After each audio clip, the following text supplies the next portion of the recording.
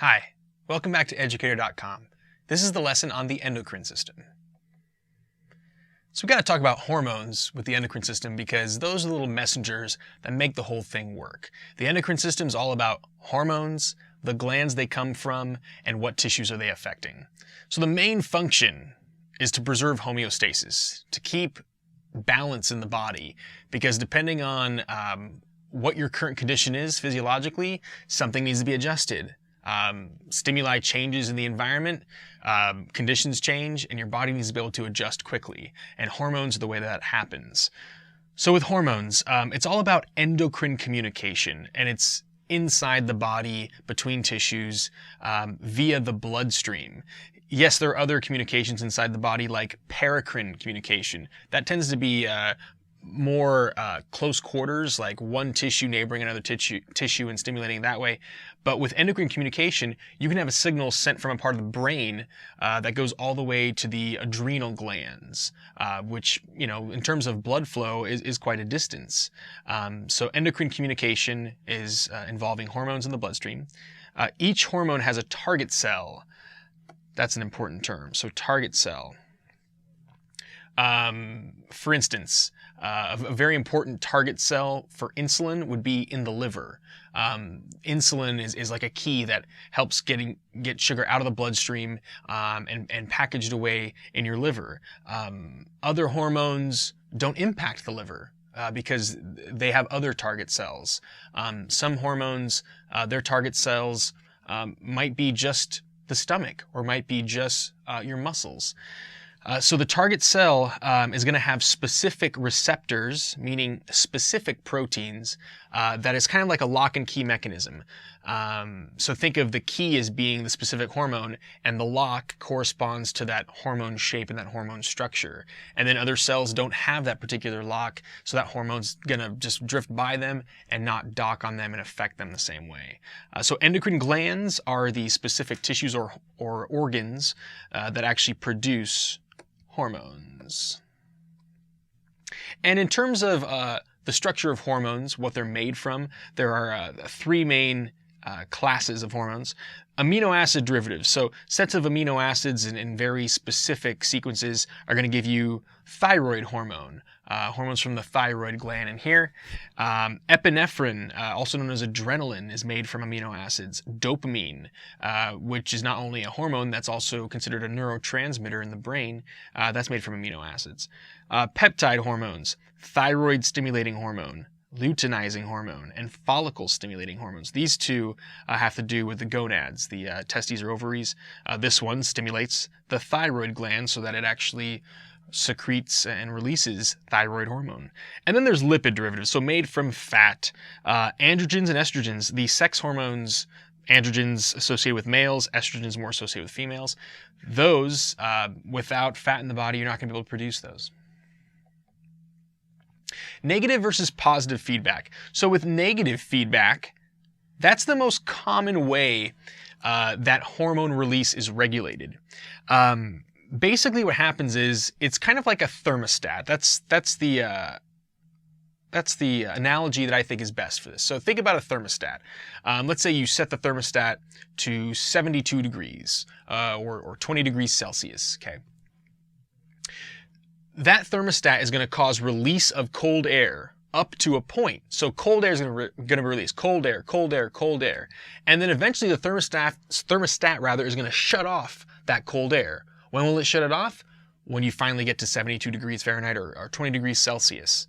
That's how a lot of endocrine glands work. For instance, when you look at insulin release related to glucose levels, blood sugar rises when you eat something that has sugar in it. So you're eating something that has sugar in it. Well, your pancreas is only going to keep releasing insulin until that blood glucose level drops, just like the temperature dropping in a room. So once the blood glucose level gets to an appropriate level, your brain's going to notice that, and it's going to send a signal to the insulin builder and releaser, the pancreas, saying, all right, now you can stop releasing it because we got to the level that we needed to get. So that negative feedback, that drop in whatever you're modifying or drop in whatever you're acting on is going to affect what initiated the process. So a buildup of the product or removal of something will eventually shut off what was initiating it, the builders of that buildup. You could say it that way. So just remember the thermostat. It's very similar to how insulin gets sugars out of the bloodstream. Positive feedback, not as common, because with positive feedback, it's a buildup of the product further stimulates it to like keep happening. So it just adds and adds and adds and adds and adds to a point. So buildup of the product further enhances the production. One example is labor pains in relation to delivering a baby. So hormones stimulating the uterine muscles to get the baby out gradually, that's going to keep happening. Labor early on, not quite as intense as labor further along. Also, the piling on of platelets, when you have a cut, some kind of laceration in a blood vessel, the piling on of platelets, they keep attracting more and more and more platelets until it's sealed. That's positive feedback. And also, I've read that orgasms have a lot to do with positive feedback. Negative feedback, much more common in terms of regulating hormone levels. The hypothalamus is kind of like the head honcho. It's kind of running the show in terms of regulating the endocrine system and stimulating glands to do what they do. So you can think of the hypothalamus as the CEO or the president, and the pituitary gland, which is found right underneath it, is the one that's kind of doing its bidding. It's kind of the vice president or the person that's actually sending along the signals from the head honcho. So this is a part of the brain. It's the inferior portion of the diencephalon. So the diencephalon right in here, inferior to the corpus callosum, really, really deep in the brain, but above, the brainstem. Right here, 16, that is the hypothalamus. Right here. Thalamus is up here. And then from the hypothalamus, you're going to have the pituitary gland hanging just below that. So the hypothalamus actually keeps tab on what's going on in the bloodstream, what the other endocrine glands are doing, and then it will respond as needed. So it's actually making regulatory hormones that will tell certain endocrine glands, you need to release more, or will tell them, no, hold off. And it controls the pituitary gland. The pituitary gland secretes many different hormones, which are going to come up in a little bit. The hypothalamus actually produces ADH. You're going to hear more about that in a bit. Antidiuretic hormone and oxytocin, but they are released into the bloodstream through the pituitary gland, that adjacent P-shaped little sac. So it controls endocrine action of the adrenal glands as well via its autonomic centers. This corresponds to that sympathetic branch of the autonomic nervous system. The hypothalamus keeps tabs on what your brain is noticing about threats in the environment and what to do about them. And so there's a lot of direct control of release of epinephrine and norepinephrine, which are adrenaline, in terms of getting your body going for that fight or flight response. All right, when we look at the pituitary gland, this little pea-sized, pea-shaped gland hanging beneath the hypothalamus.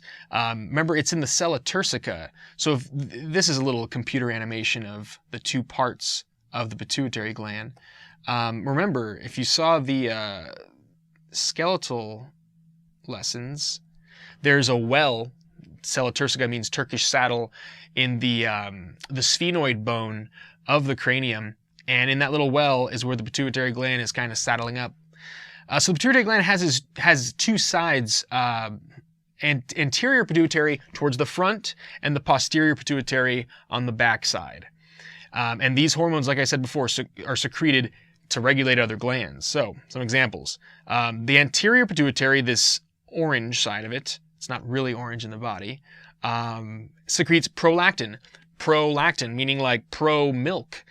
The production of milk in females when they're breastfeeding is thanks to prolactin being secreted.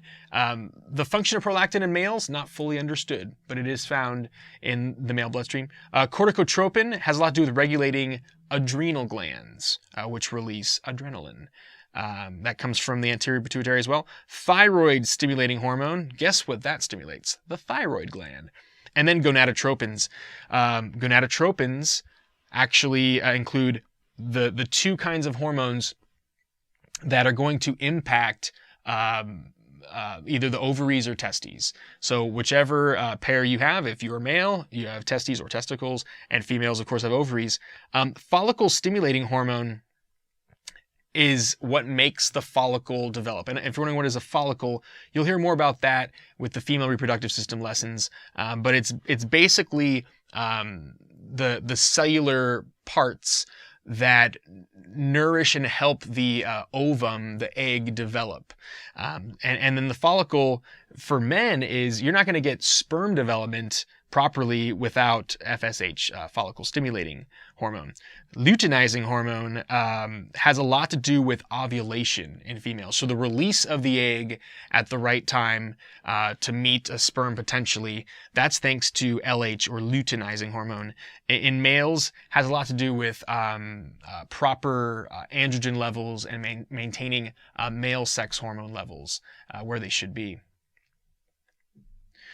One more particular hormone from the anterior, the front side of the pituitary gland, you've got growth hormone, GH. I'll get to this picture in a sec, but growth hormone is, of course, very important for growing a human body. You're going to see it impacting skeletal bone growth significantly, especially through puberty. And eventually, when you get to be in your 20s, typically you're done growing. Females will actually be done growing usually in their late teens. But males, on average, will still grow a little bit even in the early 20s sometimes. If you get secretion of growth hormone when you shouldn't, like let's say after you've already grown to your full height, your full size in terms of height, if you get secretion of growth hormone abnormally in your adult years, it can cause something known as acromegaly. This particular gentleman, this French gentleman, Maurice Tillet, I think is his name, but he had acromegaly.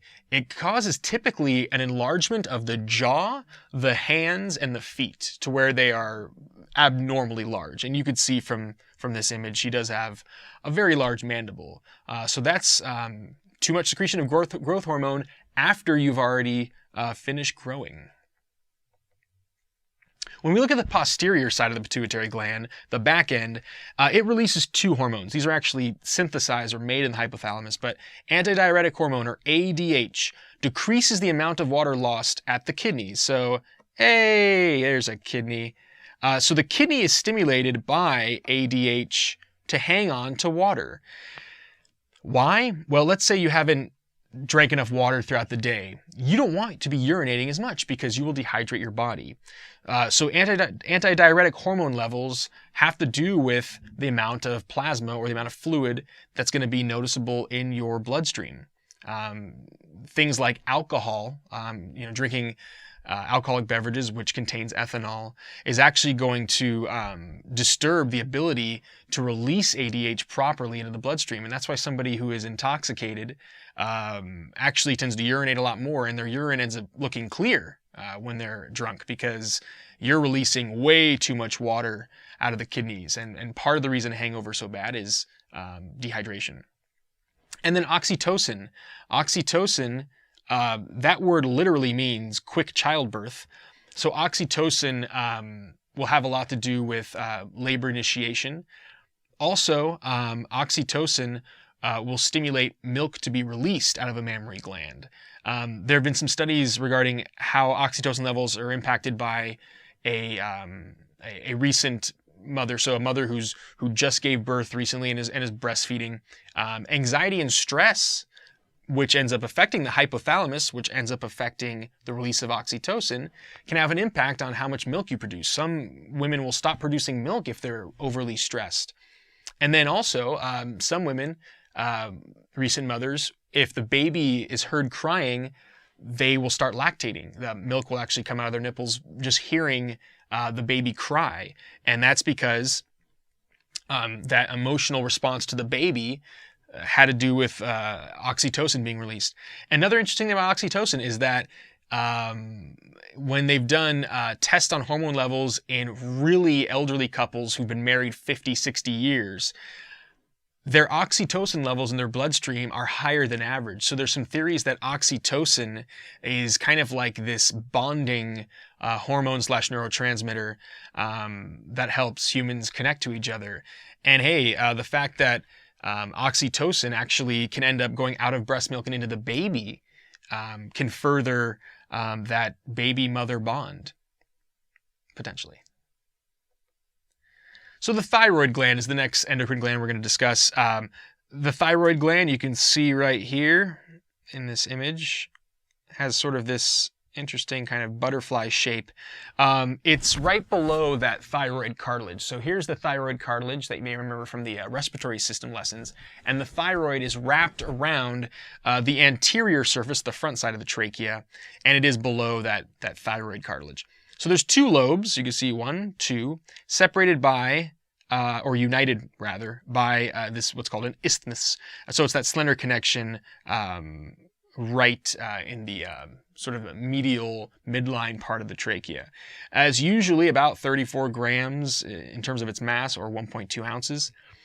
Contains follicles. So if you took a cross-section through there and with a microscope looked really closely, there are these sets of cells, cavities that are going to be surrounded. So in the spaces, you're going to see a border of cuboidal epithelium, which came up in the tissues lessons, those cube-shaped cells, which help release thyroid hormone into those cavities, which eventually makes its way to the bloodstream. So how do you make thyroid hormones? Well, something called thyroglobulin and iodine, this particular element, are modified and combined in a way to make thyroid hormones. And you'll see on the next slide that without iodine, you cannot make thyroid hormones.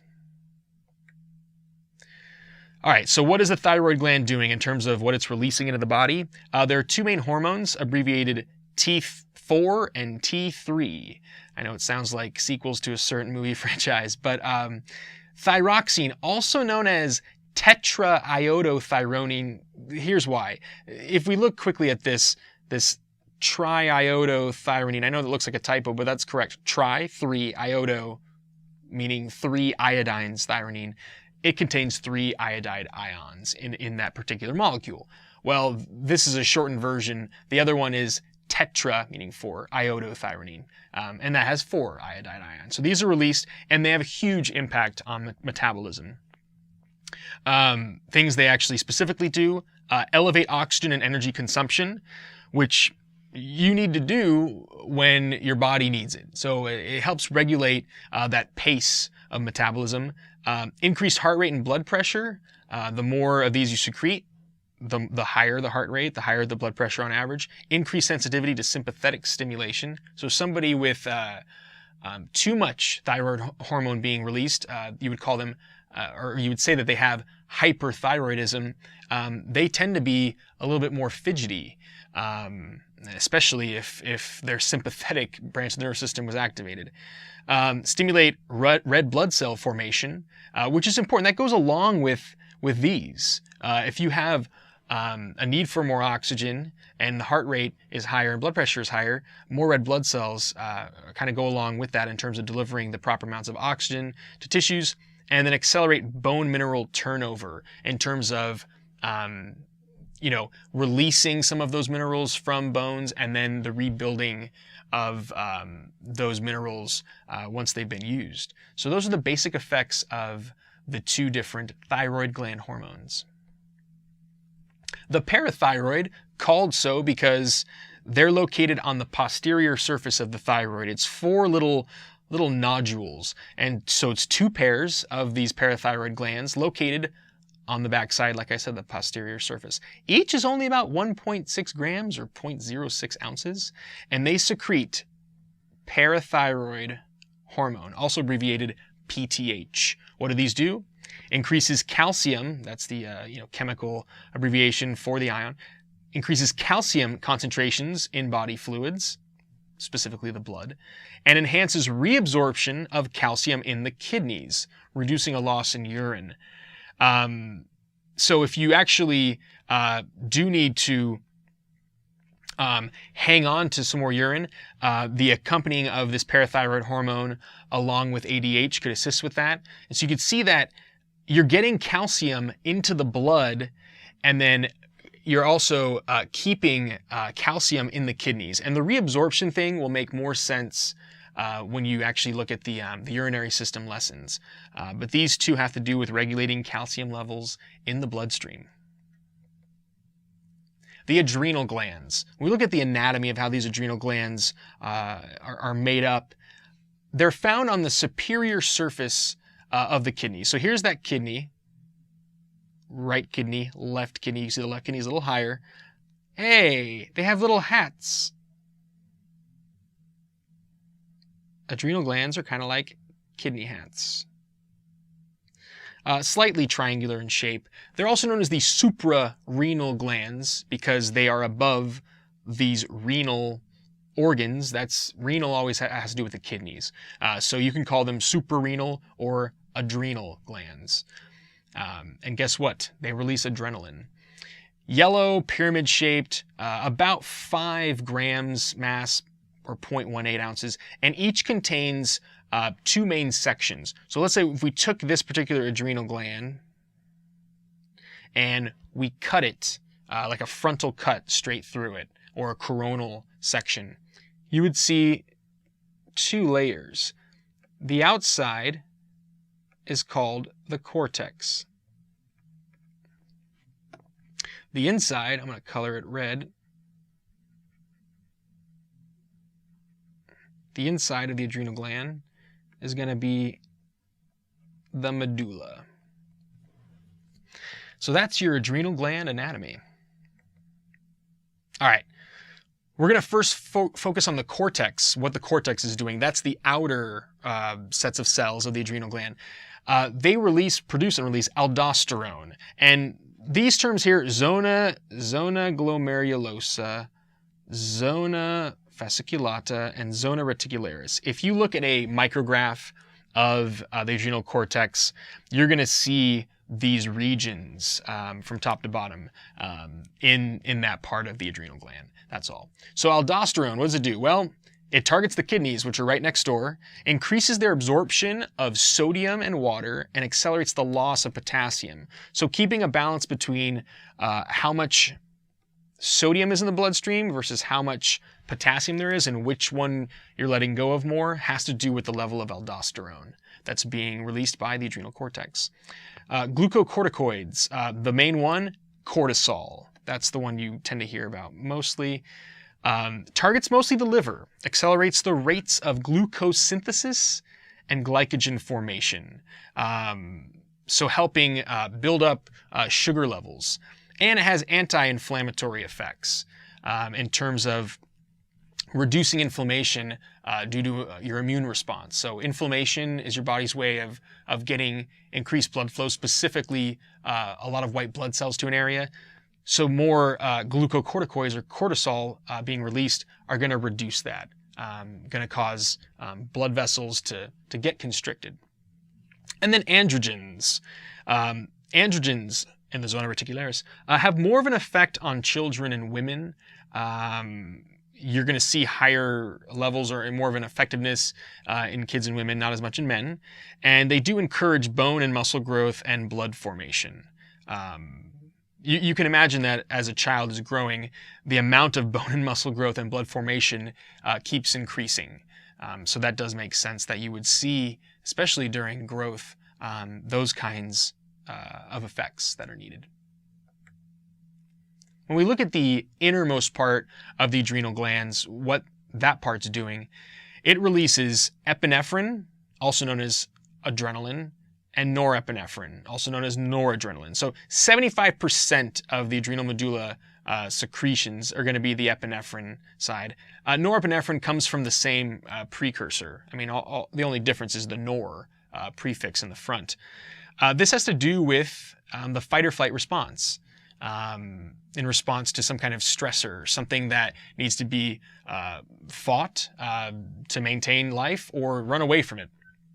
So what needs to happen in your body physiologically due to that fight or flight response? Well, here it is. Increased cardiac activity, higher heart rate, increased blood pressure.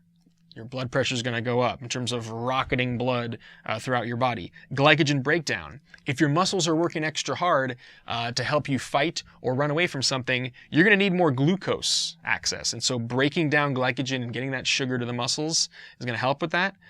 And then increased blood sugar levels accompanied with the glycogen breakdown. And they all pertain to sympathetic activation. That is fight or flight. One other quick point about epinephrine. You may have heard of an EpiPen or epinephrine pen. Somebody who gets an allergic reaction to, let's say, a bee sting, or maybe they have a peanut allergy, their immune system will freak out and cause massive vasodilation, swelling, sometimes all over their body, and they can suffocate because of the swelling in here, and it cuts off their airway. Those people would carry around an EpiPen.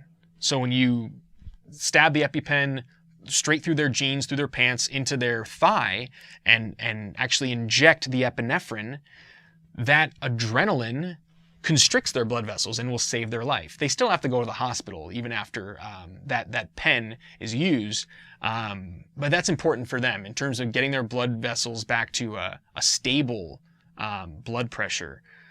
If you injected an EpiPen into me, it could cause a heart attack. Kidney hormones. All right, so the kidneys also, even though they're associated with the urinary system, they do release hormones. One of them is calcitriol. It is a steroid or lipidy hormone that stimulates calcium and phosphate absorption in the digestive tract. So the kidneys are regulating what your small intestine is doing.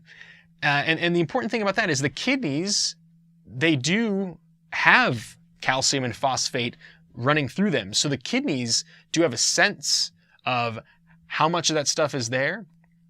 And the brain will stimulate the calcium and phosphate hormone, this calcitriol rather, to be released if the levels of calcium and phosphate are too low. Then you need to absorb a lot more of that into your bloodstream. Erythropoietin, or EPO. You may have heard about this in the news recently because of blood doping, but erythropoietin is a peptide hormone, protein-based hormone, secreted in response to low O2 levels, causes more red blood cells to be produced, more RBCs. And erythropoietin is impacting your bone marrow, specifically the red bone marrow, of course. So the problem with abusing EPO, if you don't need it, is that it makes your blood a lot thicker. Erythropoietin is going to be released as needed in a healthy person. So adding more red blood cells, yeah, it might give you more endurance, but you're more likely to get a heart attack or stroke. Renin like renal, released in response to sympathetic stimulation or decline in renal blood flow. So if the amount of blood flow into the kidneys is not sufficient, renin will be released in response to that. And renin helps lead to production of angiotensin II, which stimulates thirst and raises your blood pressure. If your blood flow is low, you're probably dehydrated. So drinking more water is going to hopefully get the amount of plasma, the amount of liquid blood increased. The pancreas. It lies within the abdominal cavity, just medial, just to the middle of the duodenum, which is right here, the beginning of the small intestine, and inferior below the stomach. It's actually slightly below the stomach, but also posterior. It's kind of right behind it. Slender, pale, 20 to 25 centimeters long. That's significant. 80 grams mass, 2.8 ounces.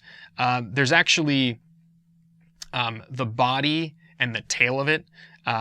So they call this the body of the pancreas, and over here is the tail.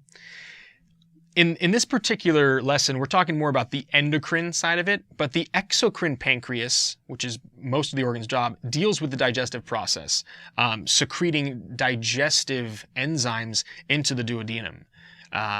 So that's a major function of the pancreas in terms of digestion. But there's also the endocrine pancreas, sending out not like the exocrine pancreas, which is enzymes into this space here, but sending out hormones into the bloodstream. Like insulin and glucagon. And those particular hormones are made in what's called the islets of Langerhans. I love this term. named after some scientist, I'm sure, but the islets of Langerhans are collections of cells in the pancreas that produce and release hormones into the bloodstream. Okay, pancreas physiology.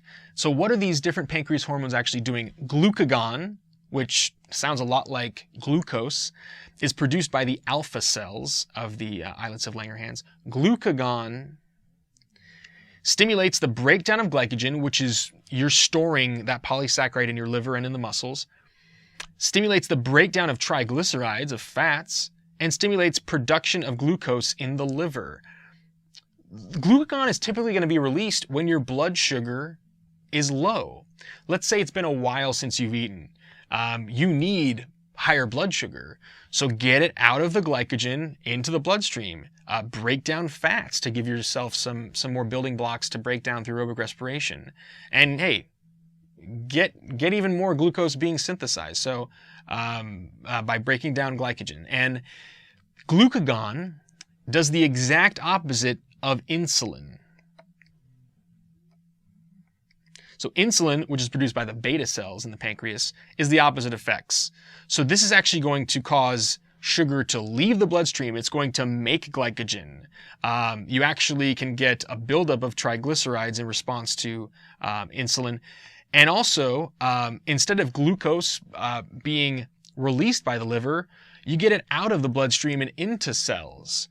So you may have heard of insulin associated with diabetes. I'm going to talk more about that at the end of the lesson. But insulin, some people have to inject it because their body either isn't releasing enough insulin. Maybe they've sort of abused their pancreas with their sugar levels over many, many years. Having way too high of a blood glucose level over time really wears out the pancreas, and the body's ability to respond to insulin is affected. Somatostatin is actually the hormone that regulates the levels of these two. So this is produced by delta cells, I misspoke. Somatostatin regulates the release of these two. So if you need to adjust the levels relative to each other, somatostatin's the one to use. The pineal gland. So a bit about its structure and what it does. It lies in the posterior portion of the roof of the third ventricle, deep within the cerebrum. So you can see that there is a ventricle in here. It's hard to tell from this image, but I'm going to highlight it in yellow. The pineal gland is right here. And you can see that it's kind of just posterior to where the thalamus and hypothalamus is as well. And it's adjacent to the part of the corpus callosum. There's that pituitary gland, the little P-shaped gland hanging from the hypothalamus. But the pineal gland, deep within the cerebrum, contains cells called pinealocytes. Cyte always means cell, and hey, they're pineal cells. So they produce melatonin. And melatonin is actually made from serotonin, a neurotransmitter in the brain. Melatonin is associated with sleep. It regulates circadian rhythms responsible for initiating the sleepy feeling. So typically for the average human, when the sun has gone down and it's been dark for long enough, we get sleepy. If you work the night shift, your brain has to make a significant adjustment, and it's going to take probably weeks to fully adjust because it's natural for humans to be awake during the day. That's what we evolved doing. There was an interesting study done on melatonin. People have actually taken melatonin supplements like while on a plane because they want to knock out. They want to go to sleep really quickly as soon as it takes off and then wake up when the plane lands. But they did a placebo study, a double-blind placebo study, showing that the percentage of people who took melatonin and went to sleep faster, and the percentage of people who took the placebo, the fake pill that wasn't melatonin, was about the same. So melatonin being added to the brain, not necessarily needed. You're going to secrete melatonin enough levels, and if you're having trouble sleeping, it may be something else going on. The thymus, this is one of the most forgotten glands in the body. I think most people don't even know it's there. So the thymus, it is located in the mediastinum, deep to the sternum. So right behind the body of the sternum, below here where your trachea is, you're going to have the thymus, very close to the pericardium of your heart. So you can see from Grey's Anatomy this image here. This is actually quite a large thymus. Chances are this is in a child because it reaches its max size right before puberty, typically. So it actually stops growing. And if you look at somebody who's 80 years old, the percentage size of their thymus gland relative to their entire body size is different. So it actually seems larger in someone who's maybe 10 or 11. So it's 40 grams on average in terms of its mass, 1.4 ounces. Secretes thymosins, and that's a blend of hormones. Thymosins from the thymus gland, and what do? Well, they regulate the production and maturation of lymphocytes. So lymphocytes, a kind of white blood cell associated with your lymphatic fluid. So the thymus, it is releasing hormones to impact the development of some cells, but it really has a lot to do with the immune system or lymphatic system. Gonad hormones. All right, so you're going to hear more about this in the reproductive lessons, but the testes in males, they're primarily producing androgens, such as testosterone. So testosterone gives those classic male characteristics: a deeper voice, larger chest and musculature on average, slight differences in hair on the body, and of course, without testosterone during puberty, you're not going to get the genitalia becoming an adult male genitalia. Ovaries in females is just the opposite side of the coin.